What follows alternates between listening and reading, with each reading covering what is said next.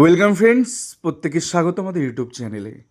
যে সমস্ত ভিউয়ার্সরা প্রথমবার চ্যানেলটি দেখছেন তারা অবশ্যই চ্যানেলটি সাবস্ক্রাইব করে দেবেন এবং চ্যানেলের পাশে থাকা বেল আইকনটি প্রেস করবেন যাতে এই ধরনের খবরাখবর সবচেয়ে আগে সবচেয়ে দ্রুত আপনাদের কাছে পৌঁছে যায়।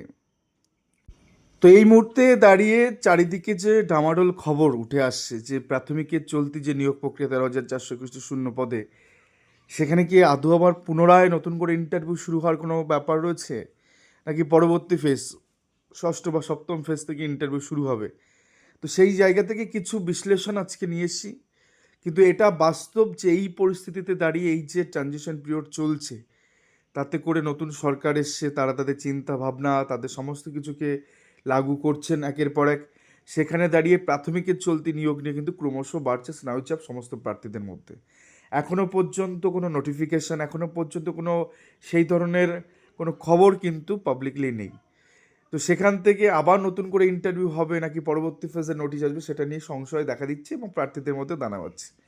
তবে আমার ব্যক্তিগত মতামত যে নতুন করে ইন্টারভিউ না নিয়ে পুনরায় সেই ইন্টারভিউতে ফিরে যাওয়া এবং ষষ্ঠ বা সপ্তম ফেজ যেখান থেকে শুরু হোক না কেন সেখান থেকে হলেই বেটার। কিন্তু কিছু জিনিস কিন্তু বাদ সাধছে, অর্থাৎ বেশ কিছু জিনিস, বিশেষ করে ওবিসি ইস্যুটা কিন্তু বড় একটা ভয়ঙ্কর ইস্যু হতে চলেছে। যে জায়গা থেকে এই সরকার যেটা চাইছে যে কমিউনাল যে ব্যাপারটা, কমিউনালভাবে যারা সার্টিফিকেট পেয়েছে তাদেরকে নিয়ে আর একদণ্ড তারা ক্যারি ফরওয়ার্ড হতে চাইছেন না। পরিষ্কার, মানে তারা যেটা চাইছে, ডিভিশন বেঞ্চের যে অর্ডার ছিল সেই ডিভিশন বেঞ্চের অর্ডারে যে 66টা জনজাতি ওবিসিকে মান্যতা দেওয়া হয়েছিল, যে 2010 পর্যন্ত তাদের সার্টিফিকেট ঠিকঠাক ছিল, তাদেরকে নিয়েই এগোতে চাইছে এবং সেখানে সরকার অকপটভাবে তাদেরকে নিয়েই কিন্তু এগোবে। এই জটিলতা তারা কিন্তু আর রাখবে না, তার জন্য অলরেডি গেজেট প্রকাশিত হচ্ছে, রোস্টার পরিবর্তনের মতন ঘটনা কিন্তু ঘটছে। তো সেই জায়গা থেকে অনেকে বলছে যে মাঝপথে রিক্রুটমেন্টের কোনো পরিবর্তন হবে না। ছোট্ট একটা ইনসিডেন্ট দেখে আপনাদের। তেজ প্রকাশ পাঠক 5 বিচারপতি সাংবিধানিক বেঞ্চে, আপনারা জানেন যে সুপ্রিম কোর্টে এই ধরনের জাজমেন্ট, একাধিক জাজমেন্ট রয়েছে। শুধু তেজ প্রকাশ এখন কেন, এর আগেও একাধিক জাজমেন্ট আছে যেখানে কোনো একটা রিক্রুটমেন্ট অনগোয়িং নোটিফিকেশান, সেখানে কিছুভাবে মডিফিকেশান সেই অর্থে করা যায় না। ঠিক আছে?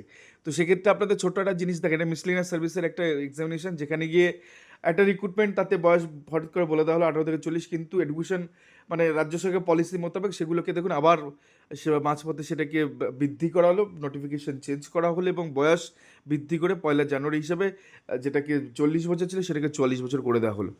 তো আবার নতুন করে ডেট এক্সটেন্ড হয়ে গেল। তো নতুন করে আবার অনেকে পরীক্ষায় বসতেও পারছেন, যাদের গ্র্যাজুয়েশন করা আছে। তো চাকরি পরীক্ষায় বয়সের ঊর্ধ্বসীমা বৃদ্ধির বিজ্ঞপ্তি জারিও হয়ে গেল। তাহলে এক্ষেত্রে দেখতে পাচ্ছেন যে কোনো একটা নোটিফিকেশান কী করে অনায়াসে নিয়োগ বিজ্ঞপ্তির মাঝপথে সংযোজন করে কিছু জিনিসের রুলস জারি করে সেগুলোকে আবার ইমপ্লিমেন্ট হয়ে যাচ্ছে। তো সেখান থেকে এই যারা ভাবছেন যে তেজপ্রকাশ পাঠক রয়েছে তার কোনো ফাঁকফোকর নেই, এগুলো ভুল কথা। যদি সরকার চায় তাহলে এই ওবিসি ইস্যুটাকে সামনে রেখে, এই 100% রোস্টারটাকে সামনে রেখে নতুন করে ইন্টারভিউ নিলেও নিতে পারে। এবং সবথেকে বড় ব্যাপার দেখুন, যদি ওবিসিটাকে লাগু করতে হয় এখন থেকে, তখন এখন ফার্দার যারা যাচ্ছে তাদের হয়তো ভেরিফিকেশন হলো, কিন্তু যারা আগে ইন্টারভিউ দিয়েছে তাদের সেই অর্থে ভেরিফিকেশন কোথায়? ওবিসি তো আগে ছিল বেশ কয়েক পার্সেন্ট, 17%, সেখান থেকে 7% যদি সত্যিই সরকার মান্যতা দিয়ে নিয়ে যায় তাহলে তার ভেরিফিকেশান কী করবে? তো সেই জায়গা থেকে পুনরায় ইন্টারভিউ হওয়ার একটা সম্ভাবনা কিন্তু দেখা দিয়েছে বা হতে পারে। তবু আমি আবারও বলবো যে সপ্তম বা ষষ্ঠ ফেজ থেকে হলেই ভালো, তার কারণ অনেকটা সময় চলে গেছে, দীর্ঘ 2022-এর একাধিক বছর বসে থাকা পুরনো সরকার তারা করেনি। এবং এই যে নিয়োগ বিজ্ঞপ্তি, এমন সময় অনেকটা সময় ছিল নিয়োগ করে দিতে পারতো, কিন্তু করেনি, তার একটাই কারণ, তাদের মনেও ভয় ছিল যে এই সরকার হয়তো আর টিকবে না, সরকার পরিবর্তন হয়ে যাবে, শুধু শুধু আমরা কেন চাপিয়ে যাবো। সেই জায়গা থেকে এটা করেছে। এবং এই সরকার আসার ফলে কিছু জিনিস আরও আপনাদের বুঝিয়ে বলি, কিছু কিছু মারাত্মক পদক্ষেপ নিয়েছে যেটা এই রিক্রুটমেন্টের সামনে মানে পাশাপাশি যাচ্ছে না। একটা হচ্ছে 2011 থেকে 2026 সমস্ত কাস্ট সার্টিফিকেট রিভেরিফিকেশনের মতন অর্ডার কিন্তু এসছে, অর্থাৎ কোনোভাবেই আর এটাকে ক্যারি ফরওয়ার্ড করে নিয়ে যাবে না, যাচ্ছে না রাজ্য সরকার। জিরো টলারেন্স যেমন একদিকে, তেমনি মানে ভীষণ হেডেকপূর্ণ একটা ব্যাপার যে এত সার্টিফিকেট রিভেরিফিকেশনে করার দিকে যাচ্ছে। কোনো একজন ব্যক্তি যে অবৈধ উপায়ে সার্টিফিকেট পেয়েছে তাকে সামনের দিকে বসিয়ে রেখে তাকে চাকরি দেবে এমনটা সরকার করবে না। এর আগে অনেক রকম আটঘাট বেঁধে নেবে। দেন এই যে বললাম ওবিসি 66টা জনজাতিকে মান্যতা দিয়েছে ডিভিশন বেঞ্চে, সুপ্রিম কোর্টের যে মামলা ছিল সেই মামলা উইথড্র করার মতন ব্যাপার সামনে আসছে। নয় যে 100% রোস্টার যেখানে 7% করে দেওয়া হয়েছে ওবিসিকে।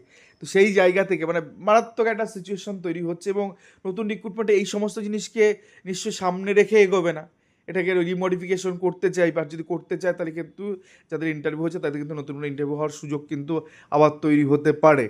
আবার এই চোর সরকার মানে যারা আগের বার যেগুলো করেছে তাদের চিহ্নটুকু সামান্য একটা স্ট্যাচু পর্যন্ত রাখতে দিচ্ছে না।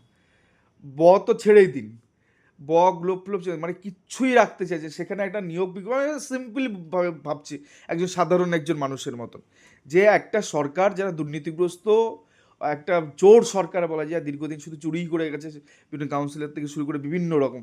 অনেকে বলছে রাজনীতি কেন এর সাথে মেশাচ্ছে, রাজনীতি মেশানোর জন্য জায়গা নেই। তার কারণ হচ্ছে এরা তো কি করে গেছে, সামান্য এরা আইসিওসি তার অবস্থা দেখুন, অট্টালিকা বাড়ি করছে, আর সামান্য কাউন্সিলর তার অবস্থা দেখুন কি করছে, এমএলএ পালিয়ে বেড়াচ্ছে। কি এই ধরনের যে জিনিসগুলো আমি বলছি, যে চোর সরকার, তো চোর না হলে এগুলো হতো না।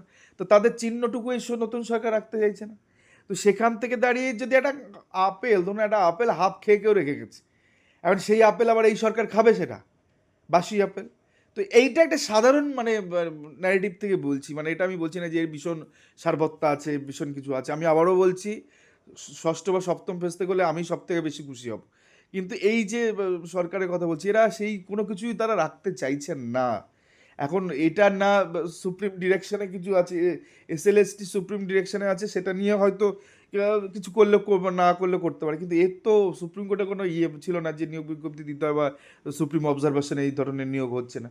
তো সেটাকে দেখুন 2009, আমরা কিন্তু ইতিহাস সাক্ষী 2009-এর ক্ষেত্রে প্রেক্ষাপট পরিবর্তন হয়ে যাওয়ার পরে 2021 সালে গিয়ে নিয়োগ হয়েছে। 2009 রিক্রুটমেন্ট সাউথ 24 পরগনা, এখনও তো ওটা ক্লিয়ার হয়নি। নর্থ 24 পরগনা 2021 সাল, হাওড়া, তারপরে আরও যে মালদা ডিপিএসসি যেগুলো আটকে ছিল সেই নিয়োগগুলো কিন্তু বহু বছর পরে, প্রায় 12-14 বছর পরে গিয়ে এই সরকার ট্রানজিশন হয়ে যাওয়ার পরে, মানে ওদিকে সিপিএম সরকার থেকে আমাদের টিএমসি সরকার আসার পরে কিন্তু তাদেরকে আটকে রেখেছিল বিভিন্ন কারণে, কেস কামারি এটা সেটা করে। তো সেই জিনিস আমরা কিন্তু দেখেছি।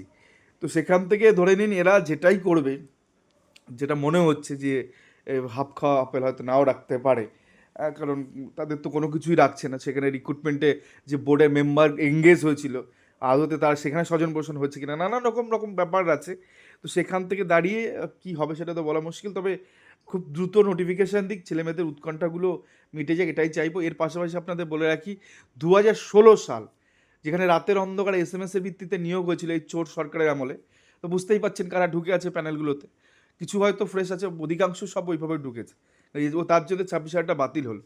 প্রচুর সংখ্যায় ঢুকিয়েছে, মানে শুধুমাত্র মানে সিন্ডিকেট আর এই সেটিং করে এই চাকরিগুলো হয়েছে। যাই হোক, সেখানে একটা 5% প্যানেল, একটা স্যাটিউটের রুলে বলা আছে একটা 5% প্যানেল, সেই প্যানেল মেন প্যানেল তো প্রকাশ করেনি, 5% প্যানেল দেবে কী করে?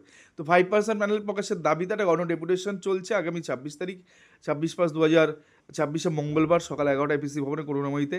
আর সকল বঞ্চিতরা যারা 2014 টেট পাস করেছিলেন তারা অবশ্যই এই একটা অ্যাডমিট কার্ডের জেরক্স নিয়ে যথাসময় উপস্থিত হবেন।